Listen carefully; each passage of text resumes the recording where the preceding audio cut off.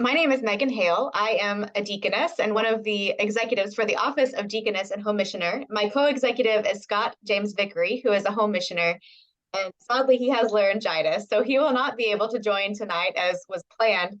But we want to share with you that this Voices from the Field event we'll be hearing from three United Methodist home missioners from diverse ministry contexts. This year, we are celebrating 135 years since the office of deaconess was first established in the Methodist Episcopal Church in 1888. In 2004, the office of home missioner was established to create a pathway for men to be in vocational ministry in relationship with the church. Today, deaconesses and home missioners are lay people who work in a wide variety of vocational ministries of love, justice, and service in fields such as education, healthcare, advocacy, environmental justice, and more. Your mission giving dollars support the education and training that these deaconesses and home missioners receive, preparing and equipping them to do the work that God has called them to do.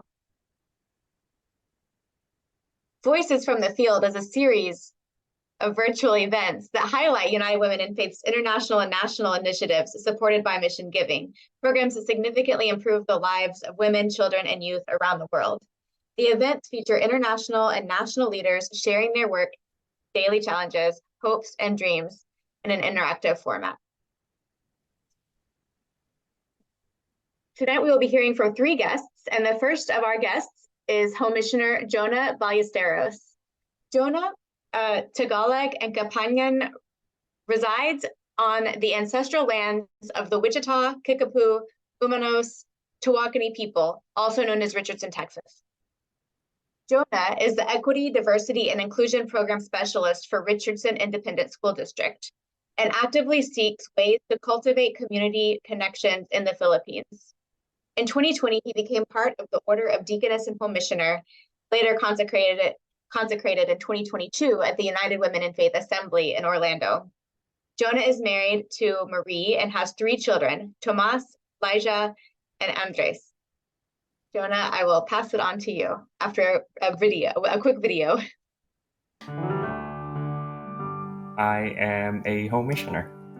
Part of my ministry is to ensure that our schools basically empower, equip, accept, and honor and love everybody who walks in every school we have in our district with dignity and respect. That's part of love, justice, and service. As a home missioner and as an equity, diversity, inclusion program specialist, I really have to create a more oversized table with a mic for everybody. The Deaconess Home Missioner Order equipped me to be bolder and to see everyone I'm serving. The foundation it provides, the support of the community, and knowing that God is at work in all places granted me the courage to speak out and act whenever necessary. Action is vital as a deaconess and home missioner.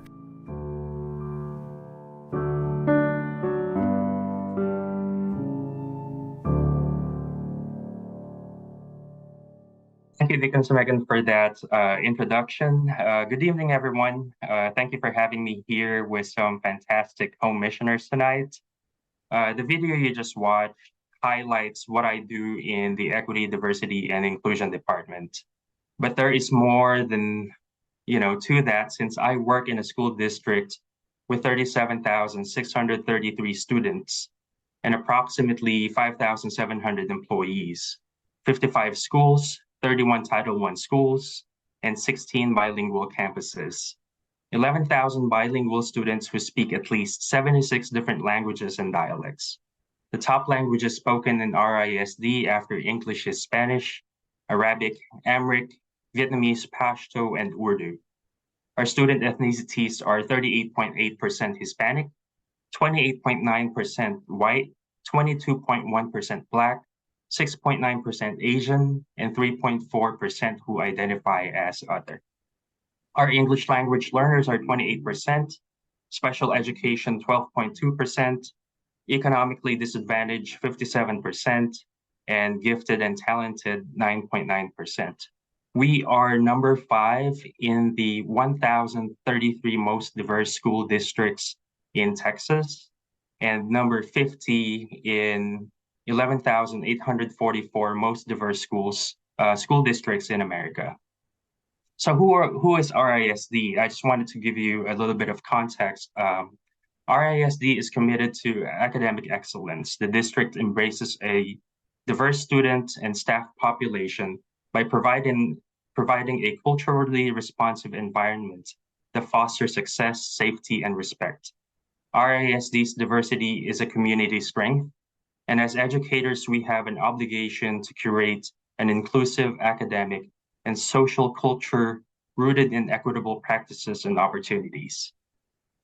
If RISD is where all students can connect, learn, grow, and succeed, we must close the achievement and opportunity gaps.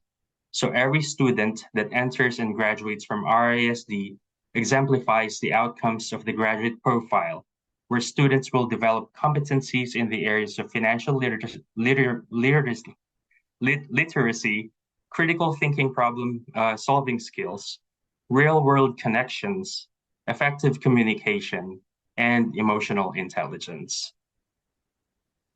To give you more context of our department, the Equity, Diversity, Inclusion, in March 2018, the RISD Board of Trustees approved a new organizational chart introducing the Division of Equity, Diversity, and Inclusion.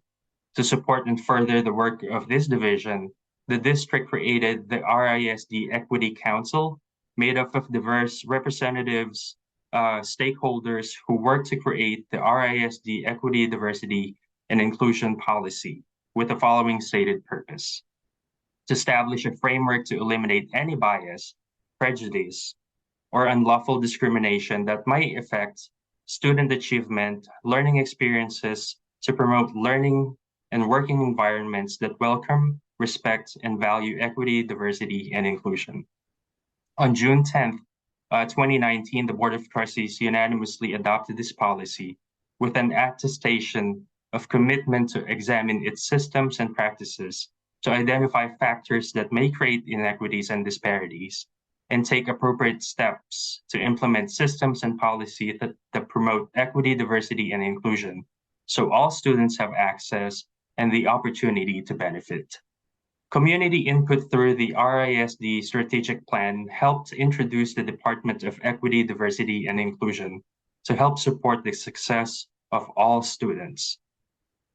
Our department is Equity, Diversity, and Inclusion. We put equity first as our priority.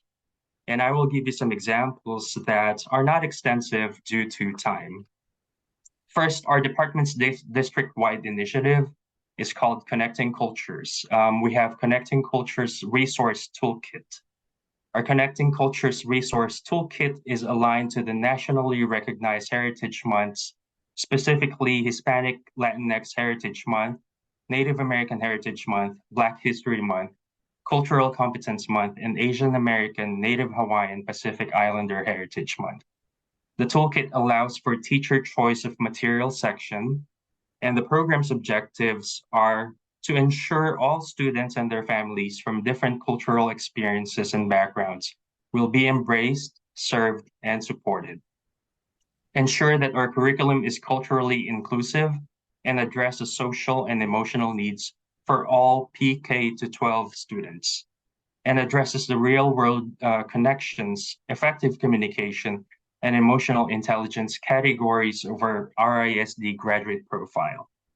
Our teachers love celebrating Heritage Months and how they respectfully celebrate and learn their students' different cultures, traditions, and religions. Celebrating Heritage Months creates understanding and respect, building empathy for staff and students. Second is our continued professional learning, which is staff-based and opt-in only. Unfortunately, by Texas law, training our staff for cultural competency is neither required nor mandatory. We still develop programs for multicultural understanding, comprehension, and engagement for staff to complete cultural competency training if they want to. Though this is not optional, we still get requests for training because teachers see the value of competence training. And one of our professional learning session, it's called the Courageous Conversation. Basically, during Heritage Months, we invite panelists who made policy changes.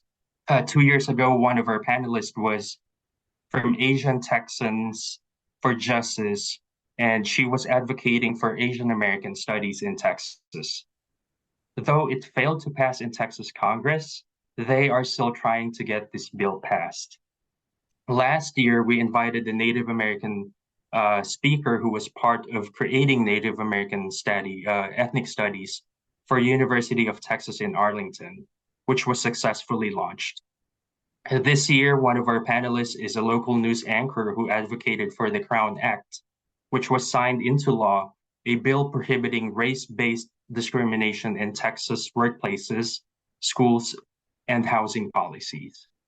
We invite folks who change policies and continue to try to change them to our courageous conversation because diversity and inclusion would not mean anything if policies that harm our students and staff, especially our staff of color, remain the same. Third is our involvement in revising our student code of conduct and dress code. We want to ensure that students of color are not disproportionately disciplined by how they act or by the clothes that they wear. But this doesn't mean that there are no guidelines. Students learn better when they can be their authentic selves without being policed for anything and everything that will affect them from learning. Lastly, to avoid a one-size-fits-all approach to equity, diversity, and inclusion, all 55 of our campuses have this called Campus Pathway to Equity plans, led by campus equity liaisons. Our equity liaisons lead a coalition of campus staff dedicated to equity, diversity, and inclusion. They plan and coordinate heritage months, identify areas of inequities on their campus, lead discussion on equity at staff meetings, and ultimately help plan and drive campus-specific pathway to equity plans. Pathway to Equity plan is more of a systemic approach to identifying inequities and changing the way the system was set up instead of always doing the same thing that doesn't serve some of our students who have been historically silenced or neglected. Those are just some of examples of what our department does. Me, as a program specialist, I serve as a resource to provide an equity lens for district policies, programs, and practices, create opportunities to identify and eliminate any inequitable practices within the district, and identify and effectively address internal and external inequities that create barriers to success and achievement for all student groups. I also lead our Religious Practices Advisory Committee, and the committee includes school patrons, religious leaders, students, staff members. So these are both internal and external stakeholders. We meet twice a year to study religious issues that arise in our schools, recommend revisions to our religious practices guidelines that are aligned with court rulings, and support an approach of neutrality, inclusion, and respect within our culturally diverse community. Our mission is to value and advance students' knowledge and appreciation of religious heritage's role in the social, cultural, and historical development of civilization, and to develop the students' understanding and respect for religious differences in America. We also create our religious observance calendar that embraces our school community's rich diversity. In our commitment to serving all students, it is imperative that we not only accommodate their academic needs, but also take the time to understand and appreciate the various religious practices that are significant to many of our students. Creating the religious observances calendar could eliminate students' unexcused absences on the front end. Teachers would be more informed about what to expect of the students when celebrating the religious observances, how fasting might affect their class participation, and their ability to participate in extracurricular activities, especially for our students who follow their holidays based on the lunar calendar. The calendar also ensures that the other departments try not to schedule activities um, to honor and respect our students' high holy days, so they can freely attend the religious observances. For the past years, our graduation was scheduled in conflict with a Jewish holiday called Shabbat. This means that students of Jewish faith will miss their graduation. With the creation of the calendar, our district can avoid scheduling graduations that can conflict with Shabbat. I also collaborate with our family engagement department. There were occasions when principals tried to find resources for a family of four who was escaping domestic violence, and they didn't have anything when they relocated to Texas. They needed items such as beds and other things to have a fresh start and have a safer place to live in. I helped connect our family engagement coordinator with a local Methodist church that provided families with beds and so much more that they need. One of my visions for our department is to have a buy nothing or a gift economy program, which families or staff in the district may donate home items that they no longer need, but are still functional. So that when needs arise, we can quickly provide families with the things they need and not have to worry about choosing to pay for home items, rent, medicine, food, or clothes, or getting separated from their kids because of lack of beds. However, one of the barriers that is that we need a space to store them from once we start receiving these bulky home items. On a larger scale, one of the barriers of our department faces in Texas is the state limitation concerning equity, diversity, and inclusion initiatives, known as the SB 17. Public universities are forced to shut down their equity departments effective January 2024. Another law Texas passed was HB 3979. Though none of the K-12 public school teach critical race theory, some parents believe that public schools are indoctrinating kids when teaching about history, gender, and race. Having an equity, diversity, and inclusion department in public schools disrupts the school to prison pipeline at a local and micro level. So while we wait for passing the Ending Push Out Act, or HR 2690, I encourage everyone here to support your school district's efforts regarding equity, diversity, and inclusion. Advocate and support your school board members who believe in equity, diversity, and inclusion, because at a local and micro level, it resists efforts to criminalize children of color, move toward comprehensive community-rooted solutions that offer authentic safety for all children. Outside of my full-time vocation as a program specialist, I try to build a library for Kalinga, one of the Philippines' most underserved and underfunded provinces. And I actually received a microgrant from the DHM and United Women in Faith, and I just wanted to say thank you to that. My aim is to purchase books centered on Filipino experiences and ideas made by Filipino authors for Filipino students who reflect their identities and struggles. By seeing themselves in those books, my hope is that they can love themselves holistically and become inspired to become writers, authors themselves, so they can continue their culture alive for future generations to learn and know. Lastly, in the North Texas Conference, I helped initiate a church called Call Community for those who identify as Asians and are allies, sharing space to be our authentic selves and learn and interpret the scripture within our context. And so I just want to take this time to actually thank the United Women in Faith, our Order of Deaconess and Home Missioner, because with your support, I am in my ministry today.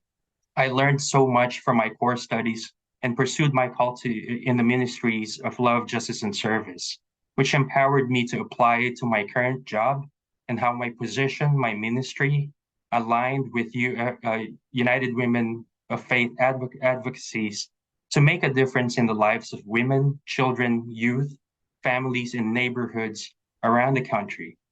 Thank you for your time listening and learning about me, a Tagalog Kapampangan Home Missioner of the North Texas Conference. Thank you so much for sharing your work and ministry with us. My name is Jessica Tulloch, and I'm a national staff person at United Women in Faith. And now we will hear from Jeff Fuller. Jeff is health minister credentialed from Wesley Seminary. He serves as Abundant Health Coordinator for the North Georgia Conference of the United Methodist Church. Jeff works to bring about overall wellness in various ways throughout the conference and in community by organizing health fairs, serving as a Stephen leader, a certified lay speaker, a simplified accountability structure coach, a district lay leader, and an interpersonal health and wellness coach. Jeff is a retired medical professional that currently provides in-home specialty care. He has an undying passion for the well-being and humanity of all. Jeff? Hello, my name is Jeff Fuller, Home Missioner Jeff Fuller, that is. I greet you in the name of the Father, whose image I am made in. I greet you in the name of the Son and Holy Spirit, both of whom my ministry is named and patterned after. John 10:10b from the NSRV version of the Bible translation reads, I came that you may have life and have it abundantly. My appointment as home missioner is the Abundant Health Coordinator for the North Georgia Conference, which is patterned and created after this very scripture, which is about bringing about healthiness and peace in all areas. This is a position that is a partnership and connection between global ministries and the conference. My calling, which burns with passion for overall wellness, has been groomed and matriculated through Wesley Seminary's Heal the Sick program, which certified me as a health minister. As a health minister, holistic wellness is the focus, bringing about whole person wellness. Whole person wellness deals with bringing about the wellness in every aspect of life, i.e., wholeness, striving to bring about spiritual, physical, mental, emotional, and financial wellness, bringing about the healthiness in every space that I am graced to be placed is what God has shown me is the relevant and active call to ministry at this time. Living into my ministry has led to creating healthy spaces by being a SAS coach for the conference. I'm assigned to a district within the conference in which I serve as the coach for the leadership boards, the nominations leadership development committees, and the pastors developing and having healthy and productive leadership teams within the local church. In order to be used by God to bring broken people to wholeness in Christ, I trained Stephen ministers as a Stephen leader. I have successfully trained 2 different Stephen ministry teams in 2 different churches and launched. In addition, I have co-led and trained Stephen ministers in one of our largest congregations in the conference. Spiritual healthiness involves theological understanding and theological integrity. This ventured my ministry into achieving a certificate of theology from the International Denominational Theological Seminary, which attributed to a cohort initiated by my prior bishop called Belong, all caps BELONG. This stands for Bishops Emerging Leaders of North Georgia. It created a space for healthy theology and healthy dialogue around theology and understanding theology, as well as growing in theology.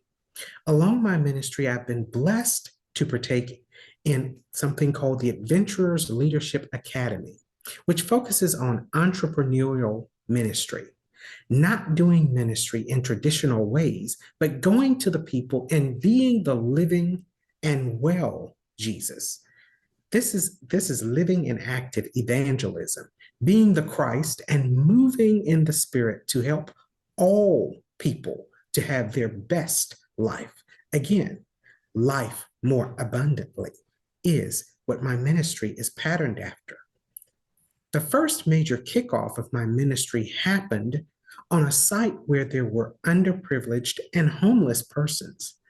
This initiated a partnership with a major HMO that owns a mobile health unit.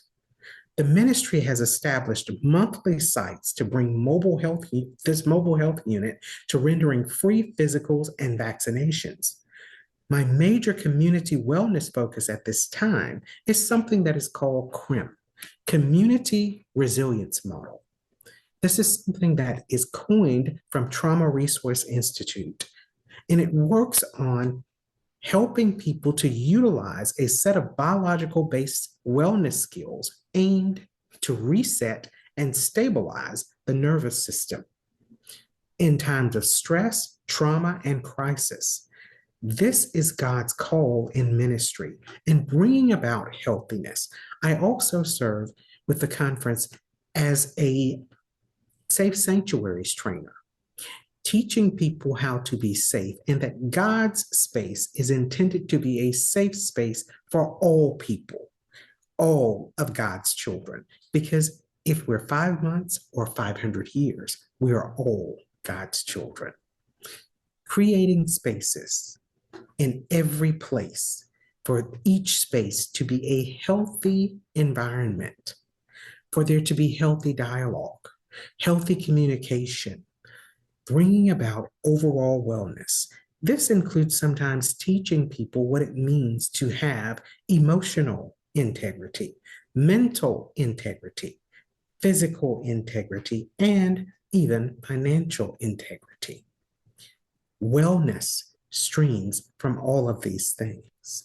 Wellness is about having the whole realm of the person well in every way, creating wellness in church, wellness in home, wellness in community, because individuals that are resilient create resilient communities. This, my friends, is God's call and ministry to bring life, be life-giving, and bring about the abundance of life.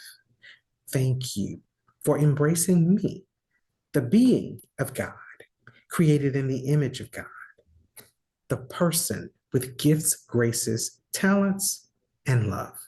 Thank you. In the name of Jesus, amen. All right, thank you, Jeff. Up next, we will hear from our next home missioner, who is Bill White. Bill was born and raised in Leland, Michigan. He has degrees in criminal justice and social work, is a licensed master social worker, and has worked in child welfare for 42 years. Bill has spoken and written on issues related to children and families, and is involved in numerous groups for child welfare. He is a school board member and on the state legislative committee on school boards. He has published articles related to child welfare and independent living, and books of poetry. Bill and his wife, Michelle, who is a deaconess, are the founders of 5 Loaves, 2 Fish, Northern Michigan, an outreach group that promotes compassion by giving nourishing meals infused with love to individuals and families in Grand Traverse and Leelanau counties who are experiencing food insecurities and homelessness. The program partners with Leland Community United Methodist Church and other organizations. So I will turn it over to you, Bill. Thank you, Megan. I come to you as a disciple of Jesus Christ, and I wish to thank the Deaconess Home Missioner Program, for without them, I would not be where I am today, and also the United Women in Faith for all your support.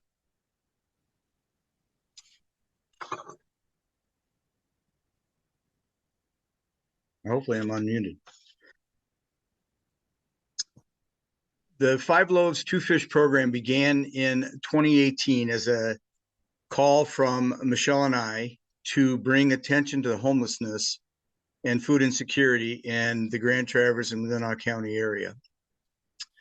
It started in 2018, and we had Soup Sundays at our local church. It brought attention to the fact that we had Soup Sundays once a month, but it really didn't bring information to the people as to what was really going on. And then in 2019, we were made a mission outreach through the United Methodist Church here in Leland. In 2020, COVID hit, and a young lady that Michelle had met while she was doing art at the Central United Methodist Church in Traverse City called and said, dude, you guys have to do something. People out here are starving. All the meal sites are shutting down. And so Michelle and a friend of hers, Peggy Miller, went to work at the church. Michelle had gotten the kitchen certified, and they began to make chili, spaghetti, stews, whatever they could make and fit into quart jars. I'm a canner. I have quart jars. We would save quart jars that had twist-on tops.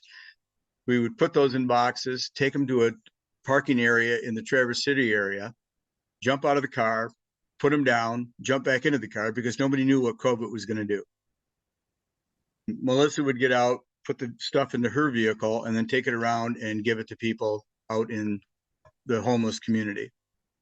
About 2 weeks after this started, Pastor Jane from the United Methodist Church called Michelle and said, hey, are you by chance feeding people in the Grand Traverse area? And Michelle said, yes, we were. And Pastor Jane said, it's not that we don't want you to do that, but we do have meal sites that are still operating. And those meal sites depend on numbers, and our numbers are going down. And somebody brought up this 5 Loaves program. So we were given a choice of either a Friday night or a Monday night to serve. We chose Monday night. And since the end of March of 2020, we have been serving every Monday night in the Grand Traverse area, both at an outreach park and also at what they call Safe Harbor, which opens from October to the end of April for homeless people in the wintertime.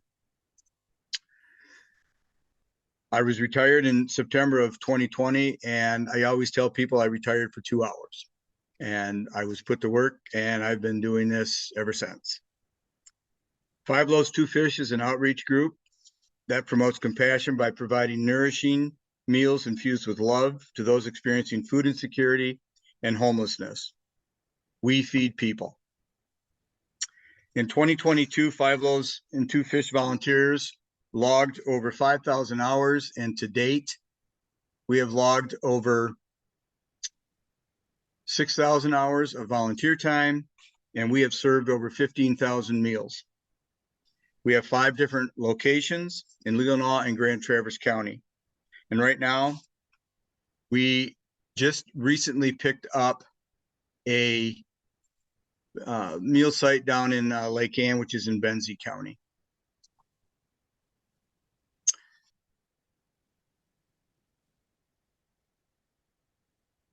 We can go to the next slide there. Okay.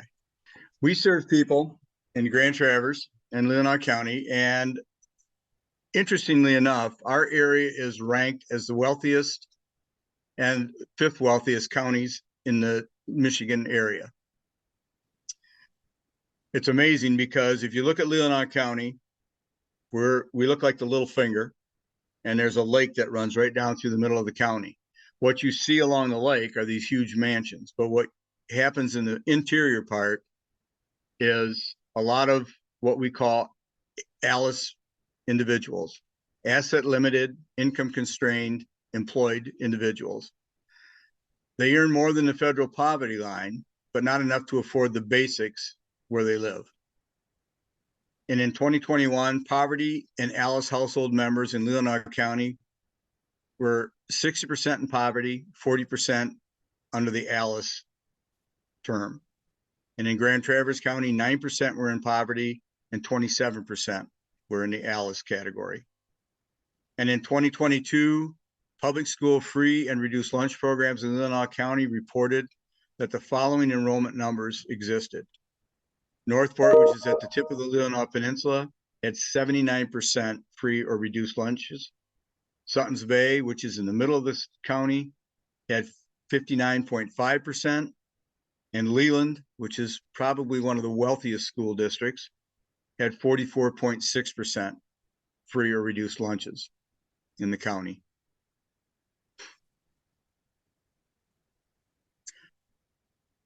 What we try to do is partner with a number of different agencies within the area. Goodwill Industries operates a shelter. They also operate a food program called Food Rescue. And every Monday we get a truck from Food Rescue. And it is amazing how we are continually blessed with the food that we get. One day we had everything we needed for the meal on Monday, with the exception of a fruit. And Michelle had told me that I needed to go to the different stores in the area to gather fruit so we could put together enough to feed 200 people. We didn't want to take everything that one store had, so I was going to go around to the different stores. The food rescue truck came and we had all the fruit we needed. It just happens to just flow. We also are a part of the Northwest Coalition to End Homelessness, the Northwest Food Coalition, of course, the Leland Community United Methodist Church that supports us in many ways. And we could not operate and continue the way we are without the vast volunteers that we have. We have volunteers from all walks of life. We have volunteers that have been in the restaurant business. We have volunteers that have wanted to be in the restaurant business. We have volunteers that love to cook. We have volunteers that love to just prep and chop. We have volunteers that love to come decorate bags. We try to put hearts and other decorations on all the stuff that we give out so that people know that this is coming not only from us, but also full of love and compassion. We are a unique operation in that we go to where the people are.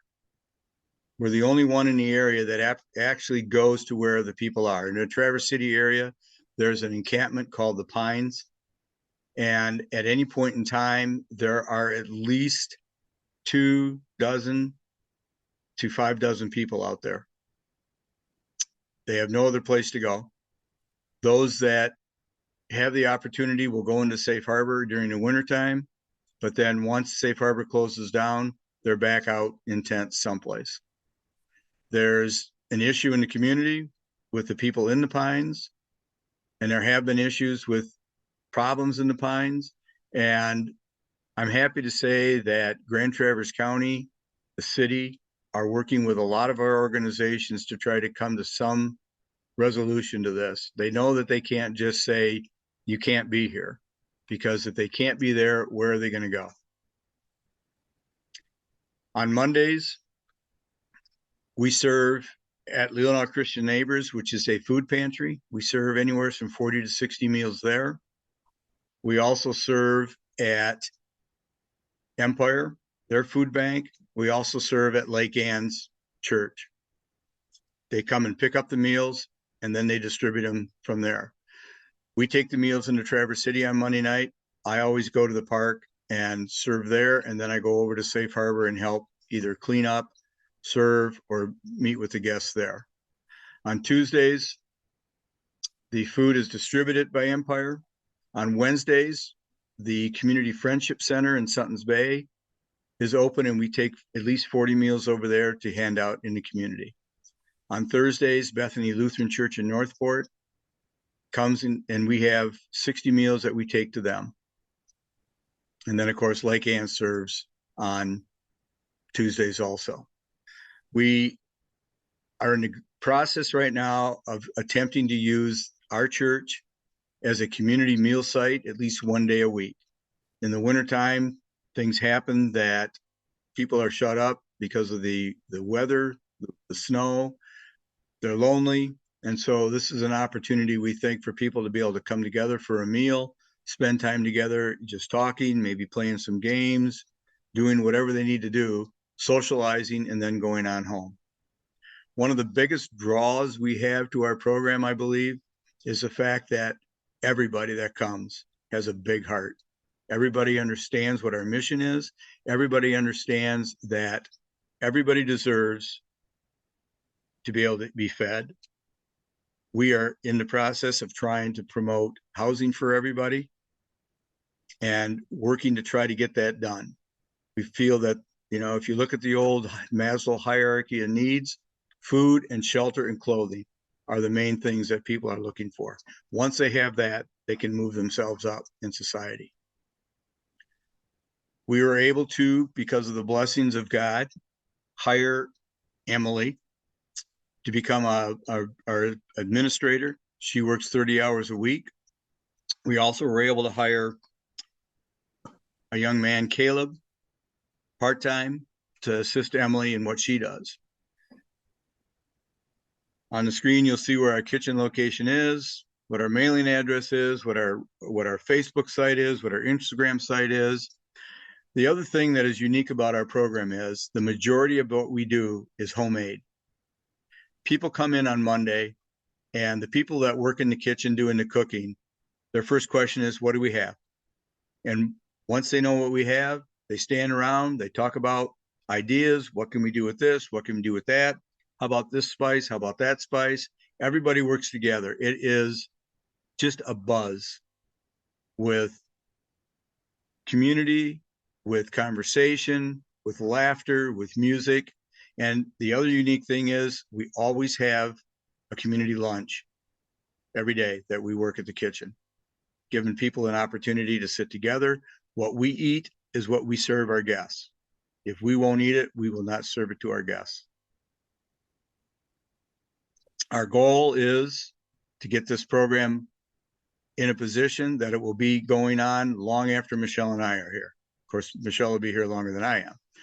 But we were able to have a fundraiser that allowed us to talk to people that have the capability of donating. And a lady came up to Michelle and Emily and said, what is one of your biggest dreams? What would you really like to see? And at the same time, they both said an endowment fund. 2 weeks later, we were able to get a check for $25,000 to start an endowment fund. And we've received more checks to put into that. We are blessed. And the blessings just keep coming. You cannot believe how blessed a program like this can be. And I thank you all for being here, and I thank you for listening. And if you have any questions, please feel free to contact us. This is a program that started very small. Leland is a small community of 500 people, maybe 5,000 people at the heat of the summertime. And it just is taken off and grown and grown and grown. So I thank you very much. That's so exciting, Bill. Thank you so much. And thank you to Jeff and Jonah for your presentations and for the work that you do each day to be Christ to those in your midst and to see Christ in them. And thank you, those that are joining us, United Women in Faith and friends. I think you'll agree with me that this has been an amazing and inspiring and informative presentation today. As United Women in Faith, we believe action, love in action can change the world. And these stories describe some of the ways that our mission dollars are supporting home missioners that are love in action for the women, children, and youth across the country and around the world each year. The gifts from individuals of faith like you are making this work possible. So we thank you for those gifts. And to give today, you see the screen, the QR code to go on the website, and also you can text to give, text ACTION, ACTION to 20503. That's 20503. And thank you to those of you who chose to give when you registered today. It was a thrill to already have a nice amount given as people registered. And get out your calendars because our next Voices from the Field has been planned. And I want you to know that it's Tuesday, March 19th at noon Eastern Time. Tuesday, March 19th, Eastern Time. And it will focus on our international mission. More details to come. So please save that date. Thank you, Cynthia. And for those that are here, if listening to these ministries connects with you and maybe you're discerning a call in your life to a vocational ministry, or you know someone else that this makes you think of, we have a discernment event coming up on February 1st, where you or someone that you invite could come and learn more about the deaconess home missioner relationship and discern, is this the call for you? So you can register for that event by using the QR code here. There's also a link in the chat. And or just for more information, you could email me at deaconess@uwfaith.org and we'll get back with you. Thank you, everyone, for being here. We have a few minutes for some Q&A. There was one question that came into the Q&A box, and I believe Jonah responded to that question about the various arts programs featuring different cultures and different art forms from around the world. So you can check the chat for that. If we have time, I'll ask Jonah to repeat his response to that question. But I'd like to ask each of you if you could share a bit about how the theological and professional training that you received from United Women in Faith as part of your preparation for your to become a home missioner, how that has impacted you or prepared you for your current ministries. Well, I won't wait for us to all go at the same time, so I will share. The way that that prepared me is it helped me to understand why I have the call that I have. It helped me to understand how to live into my call and how to have a clarity about the polity and dynamics of the church as I work in ministry. Well, I can go. Believe it or not, I was raised and confirmed in a United Methodist church.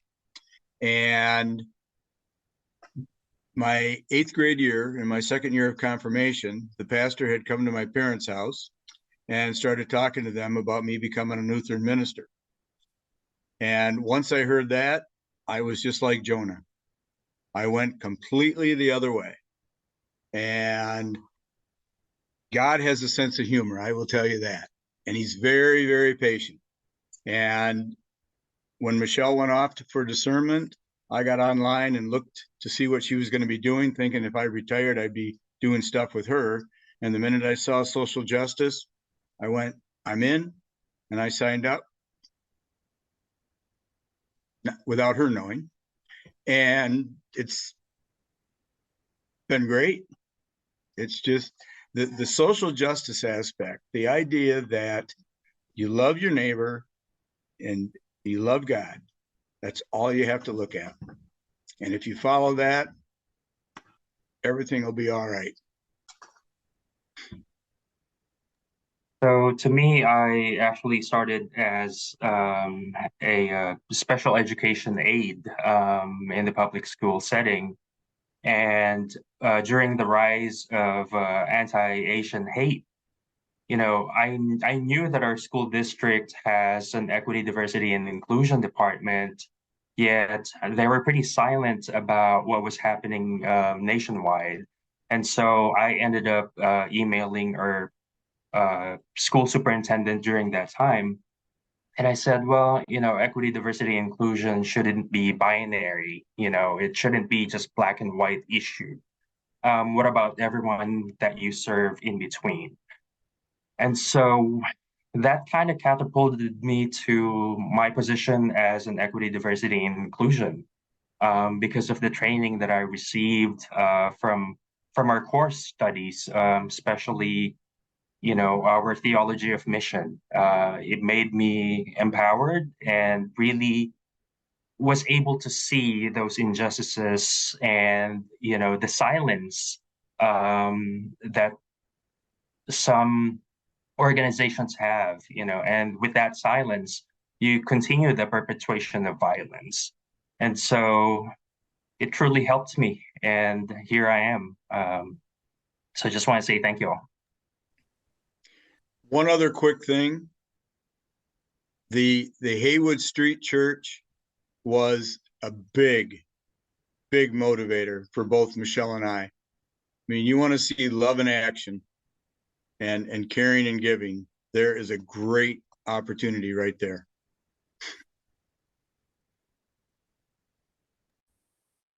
Thank you all for your responses, and again for your work and responding to the call. For some of us, it's hard to hear the call, and then even harder to respond to it. I guess as probably a final question, maybe not, we might be able to get another one in, but I'd like to ask Jeff, in your presentation, you spoke about creating space for healing and abundant life. Can you speak a little bit more about how you create that space to bring about life more abundantly? Creating space where everyone that is in the space has value.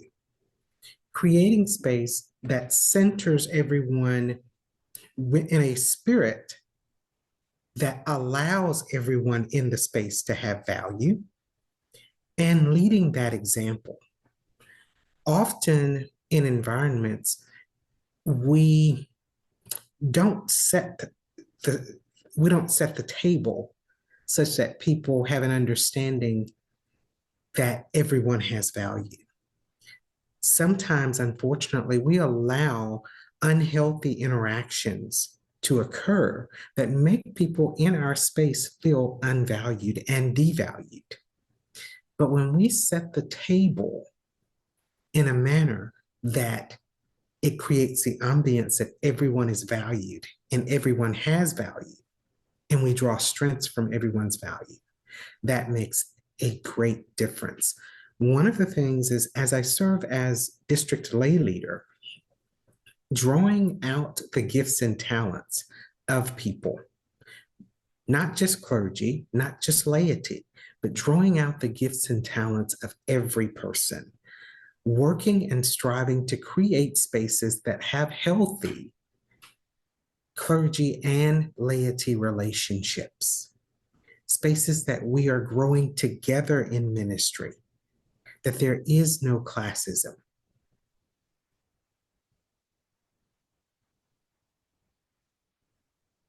Thank you. And we have one last question. If we have less than 2 minutes for our formal program, but we have a question in the Q&A from Catherine. Did you find that your spiritual gifts were based on your career training? So maybe either Jonah or Bill could take that one to wrap up our Q&A. And a reminder, there will be more time for conversation in the breakout rooms immediately following the formal program. Well, I can say that from the time I was knee-high to a grasshopper, you listen to any of my relatives, they will tell you I was bringing stray kids, stray animals home all the time. And my grandfather was a sheriff in the county and was probably the biggest social worker I ever met. And I think it was because of my upbringing with my grandparents and my parents, who are always very giving and very accommodating, that I was able to do what I did. And I think I picked my profession because I felt I was called to help others in some way, shape, or manner. And how I help them is just by giving them space and being there to listen. Thank you. I'll turn it over to Megan or Sandy. Well, friends, once again, a Voices program contains so many good, transformative stories. We know you've been touched. We especially want to thank our speakers today, Jonah, Jeff, and Bill, for sharing from the heart. If you have to leave now, we understand. But if you can stay, there's the audience participation part of the program that comes next. It's optional 20-minute breakout sessions with one of our speakers. And what'll happen is that there will be a pop-up on your screen. Let me read this so I get it correct. A pop-up on your screen that invites you to join one of the rooms. You pick which one you want, pick the speaker by hovering over his name, click join, and then you'll get another thing that you need to click. You need to click join a second time. We won't come back to this main room, but instead we'll end in those individual breakout sessions. Again, if you need to leave now, thank you for being here. We'll see you again on March 19th. If you can stay, stick around for further conversation. Thank you so much.